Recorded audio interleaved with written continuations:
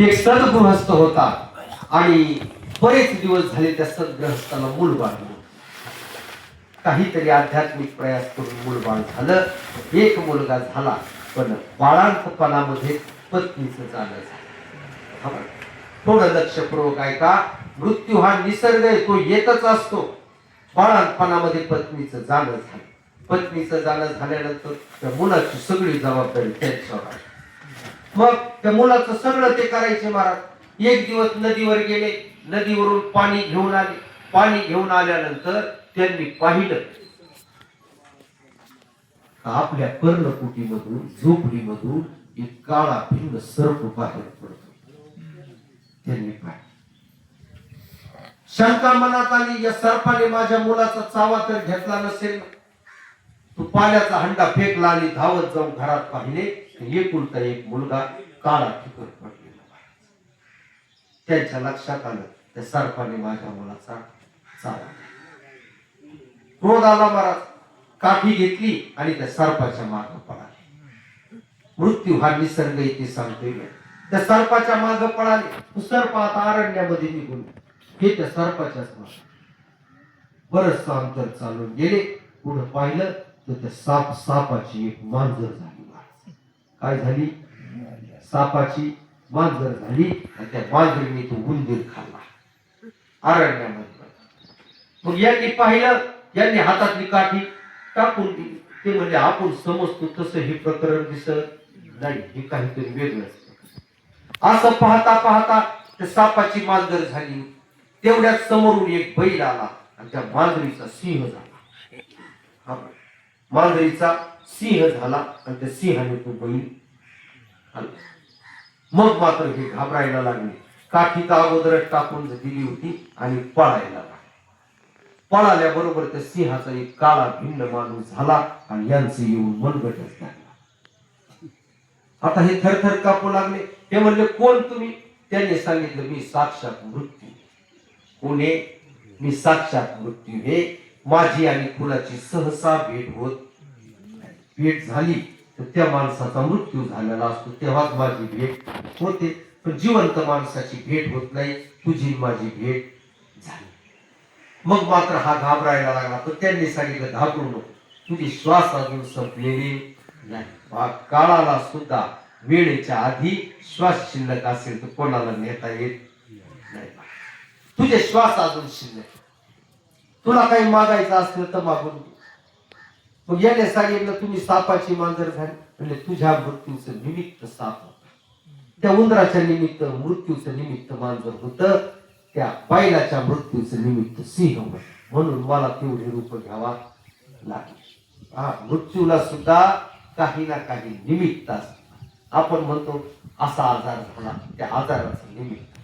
नुसता खोकला आला, खोकल्याचं निमित्त होतं. मृत्यू त्या खोकल्याच्या रूपाने.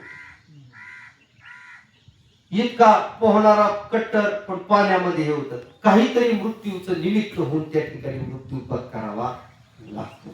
कारण मृत्यूला सुद्धा काहीतरी निमित्त त्या ठिकाणी पाहिजे असतं.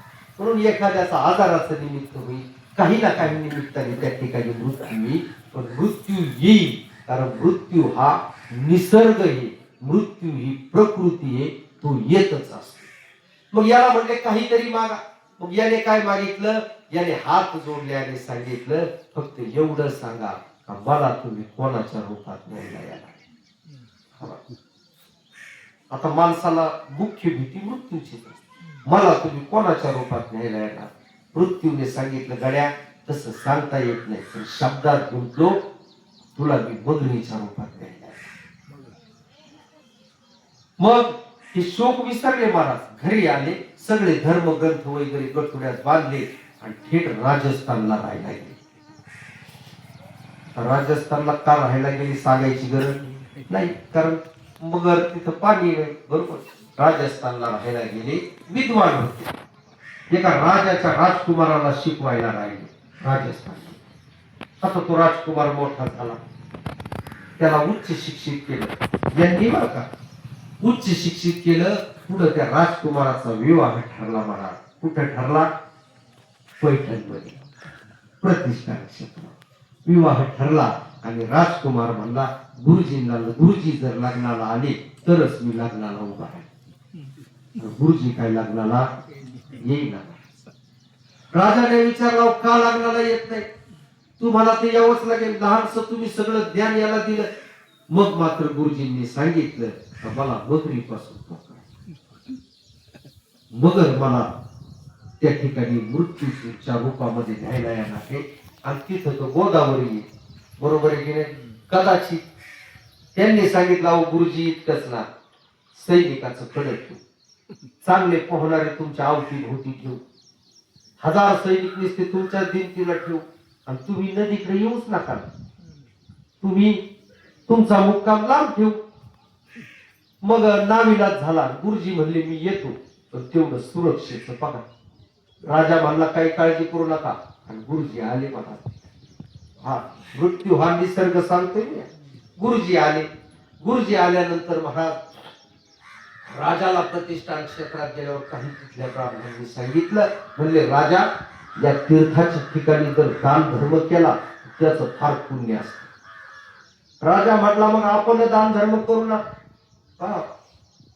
दक्षिण काशी होती प्रतिष्ठान मध्ये, आपणही या ठिकाणी दान धर्म करू. पण पहा दान धर्म कोणाला करायचा. मग राजा म्हणला शास्त्र सांगतं आपल्या पदरी असलेल्या किंवा आपल्या जवळच्या भूदेवाला असेल, जवळच्या महाराजाला का धरीनात तुम्ही, महाराजाला असेल दान धर्म करावा. त्याला वगळून इतरांना दान धर्म करू नये. आणि मग त्यांनी सांगितलं आपल्या पदरी गुरुजी आहेत आणि सायाचे गुरुजी आलेलेची. गुरुजींना निरोप दिला. रामकृष्ण गुरुजींना निरोप दिला. म्हणले दान धर्म थोडस दान करायचे मग तुम्हाला यावं लागेल. रामकृष्ण तुम्हाला यावं लागेल कुठं गोदावरीच्या. गुरुजी म्हणले बाबा मला काय तुमचा दान धर्म नको, तुम्ही कोणाला द्या पण मी काय तिथे येत. मग ते सेवकांनी सांगितलं म्हणले अहो गुरुजी राजा दान देणार आहे. मग अहो 10-5 बैलगाड्या भरून रथ भरून दान आहे, सुवर्ण आहे. गुरुजी म्हणले असं अहो हत्तीच्या वजना इतकं सुवर्ण दान करणार. मोह थोडासा गुरुजीला झाला. हत्तीच्या वजना इतकं म्हणजे पाकिट मोठं होतं. हत्तीच्या वजना इतकं सुवर्ण. गुरुजी म्हणले येतो मी पण तेवढं सुरक्षेच. ते म्हणले अहो सुरक्षेची सगळी जबाबदारी घेऊ, तुम्ही फक्त तिथं या, फक्त दानाला हात लावा लगेच निघायचा. गुरुजी गोदावरीच्या तीरावर आले. आता त्यावेळेस तराजू नव्हतेला म्हणजे हत्ती बोटी चालवायचा, बोट पाण्यात न्यायची, किती बोट बुडाली तिथं खून करायची, तेवढं सुवर्ण भरायचं, पुन्हा बोट पाण्यात न्यायची, तिथं खून करायची. असं बोलतात. ते सगळं केलं. ते सुवर्ण सगळं रथांमध्ये लादलं आणि गुरुजींनी हात लावला. म्हणले आता दान झालं. गुरुजी म्हणले मी जातो हे दान मागून पोहोच करा. राजा म्हणला काही काळजी करू नका. पण जे सुरक्षेचं कड होतं त्याच्यातल्या एका सैनिकाने गुरुजीचं मनगट उचललं. काय केलं गुरुजीचं मनगट. आणि गुरुजीला फक्त म्हणजे ओळखलं का गुरुजी म्हणा. गुरुजींनी वर पाहिलं तर तोच अरण्यातला काळा भिन्न पुरुष गुरुजीच्या समोर उभा. गुरुजींनी विचार केला आणि गुरुजींना कळाला आपला आता कार्यक्रम. पण गुरुजी म्हणले तुम्हाला नियम बदलावा लागला, तुम्ही मला मगरीच्या रूपात न्यायला येणार. मृत्यूचं निमित्त सांगता.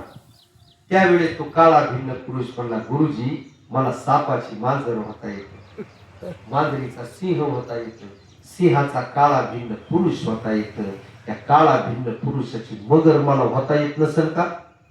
आणि लगेच मगर झाला. आणि गुरुजी मला एवढंच सांगायचंय का मृत्यू हा निसर्ग आहे, मृत्यू ही प्रकृती, मृत्यू तुम्ही टाळू शकत नाही. आणि माझा मृत्यू होऊ नये असं जर कोणाला वाटत असेल तर ती व्यक्तीची विकृती. काही विकृती. आता विकृतीवर थोडस सांगू. मृत्यू कितीही टाळण्याचा प्रयत्न केला तर मृत्यू टळत. पुराणामध्ये तुम्हाला अनेक उदाहरणं सापडतील.